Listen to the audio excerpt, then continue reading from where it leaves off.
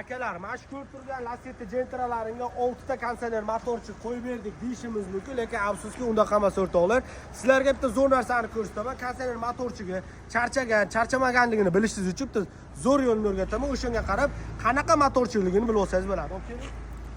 Xo'p, o'rtoqlar, shu Lacettimizga konditsioner motorchi qo'yib berdik. Mana ko'rasiz, 15lik yechasizlar, mana.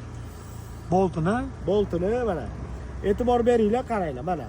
Qorayib qolgan, motorchik уже birrak, sababi bunda motorchikda zug chiqib qolgan. Endi zo'r ishlaydigan konditsioner motorchikni sizlarga shuni ko'rsataman. Ustidan bilib bo'lmaydi, mana. Bilib bo'lmaydi, mana qonida 15lik boltda shunday yechib bilasizlar, akalar mana. Ko'rib turibsizlar qanchalik turibdi. Akalar, bu Lacettimizga o'rtoqlar, xo'p, polni trubkalarini boshqa qo'ydik, sababi sal dipi bo'lgan ekan, konditsioner motorchilarni ham almashtirib berdik. Mabodo sizga konditsioner motorchi kerak bo'lsa, o'rtoqlar, yana 12 voltga aloqa qilinglar. Shunaqa sifatli xizmatlar qiziq bo'lsa, o'zimiz shu yerda. Nexia 1.6 ga ham bormidi? Bor.